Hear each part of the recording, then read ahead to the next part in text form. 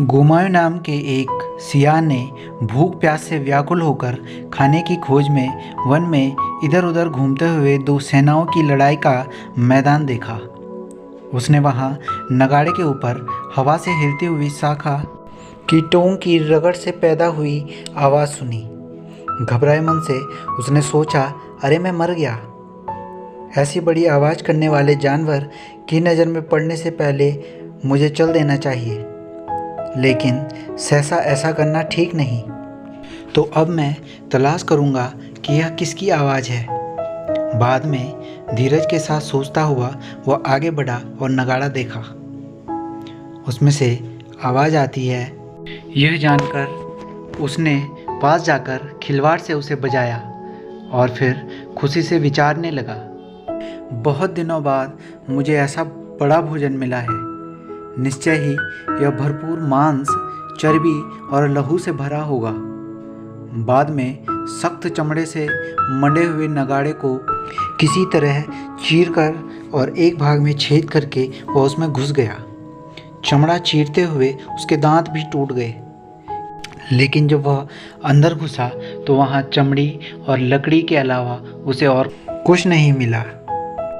इसलिए आपको केवल आवाज़ से डरना नहीं चाहिए। पिंगलक ने कहा, अरे भाई, जब हमारा सारा कुटुंब ही भय से व्याकुल होकर भाग जाना चाहता है तो मैं कैसे धैर्य धारण कर सकता हूँ। दमनक ने कहा, स्वामी, इसमें आपका कोई दोष नहीं है, क्योंकि सेवक स्वामी की तरह ही तो होते हैं। इसलिए जब तक मैं इस शब्द का स्वरूप जानकर न लौटूं, तब तक आप धीरज के साथ यहीं हमारी राह देखिए। इसके बाद हम जैसा होगा करेंगे। पिंगलक ने कहा, क्या तू वहाँ जाने की हिम्मत रखता है? दमनक ने कहा, जी जरूर स्वामी, मैं वहाँ जाने की हिम्मत रखता हूँ। पिंगलक ने कहा, भद्र, यदि ऐसी ही बात है तो तू जा। दमनक भी उसे प्रणाम करके संजीवक की आवाज़ का पीछा करता हुआ चला। दमनक के जाने के बाद भय से व्याकुल पिंगलक सोचने लगा, अहो, मैंने उसका विश्वास करके उसे अपना मतलब बताया। यह ठीक नहीं किया। अपने पद से हटाए जाने की वजह से दमनक शायद दूसरे पक्ष से भी पैसे लेकर मेरे प्रति बुरा बर्ताव करे तो क्या। इसलिए उसकी चाल को जानने के लिए मैं दूसरी जगह जाकर उसका रास्ता देखूं। इस प्रकार निश्चय करके दूसरी जगह जाकर पिंगलक अकेला दमनक की बाट जोने लगा। दमनक भी संजीवक के पास जाकर उसे बैल जानकर प्रसन्न मन से सोचने लगा कि यह तो बहुत अच्छा हुआ। इसके साथ मेल और लड़ाई कराने से पिंगलक मेरे वश में हो सकेगा। यह सोचते ही दमनक पिंगलक की ओर बढ़ा। पिंगलक भी उसे आते देखकर अपने मनोभाव को छिपाता हुआ पहले की तरह ही बना रहा। दमनक ने पिंगलक के पास जाकर उसे प्रणाम किया और बैठ गया। पिंगलक ने कहा, क्या आपने उस प्राणी को देखा? दमनक ने उत्तर दिया, स्वामी की कृपा से देखा। पिंगलक ने कहा, क्या सचमुच? दमनक ने कहा, जी महाराज, उसने मुझे देखा और छोड़ दिया। पिंगलक ने कहा, तुमने उसे जरूर देखा होगा। बड़े लोग गरीबों पर नाराज नहीं होते, इसलिए उसने तुम्हें नहीं मारा। दमनक ने कहा, जी महाराज, वह बहुत ही शक्तिशाली है, लेकिन अगर आप कहें तो मैं उसे आपकी चाकरी में ला सकता हूँ। पिंगलक ने कहा, क्या यह संभव है?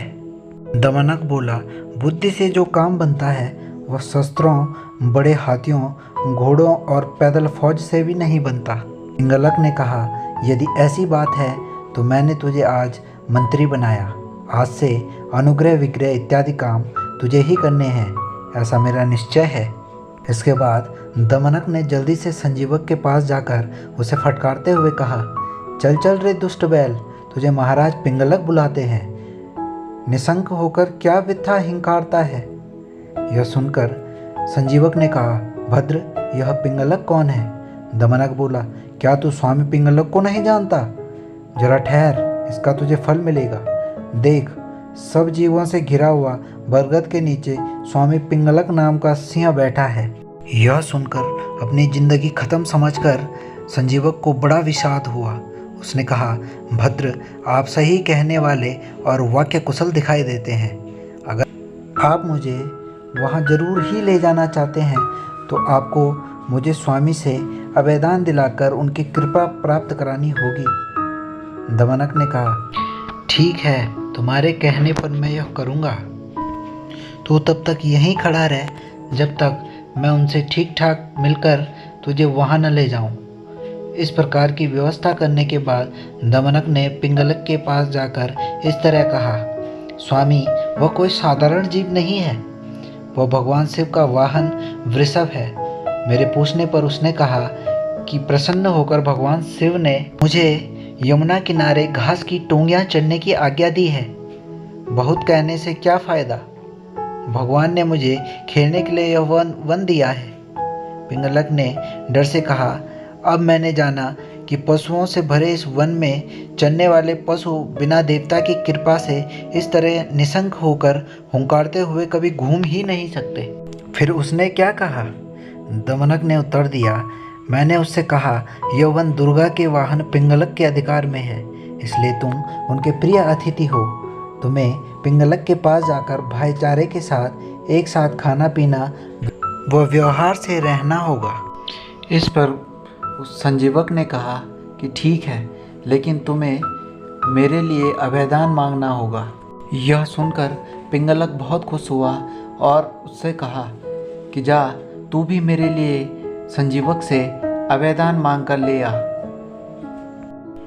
दमनक ने उसे प्रणाम किया और संजीवक के पास जाते हुए खुशी से बोला, मैंने अपने स्वामी से तुम्हारे लिए अभयदान मांग लिया है। अब तू विश्वास पूर्वक चल और राजा की कृपा प्राप्त कर चुकने के बाद शर्त के अनुसार मेरे साथ व्यवहार करना। शेखी में आकर अपने बड़प्पन में न भूल जाना। मैं भी मंत्री बनकर तेरे साथ राजकाज चलाऊंगा और दोनों सत्ता को भोग सकेंगे, दंतिल और गौरम्भ की तरह। संजीवक ने कहा, यह कैसी कहानी है? दमनक उसे कहानी सुनाने लगा। दंतिल और गौरम्भ की कहानी सुनिए अगले भाग में।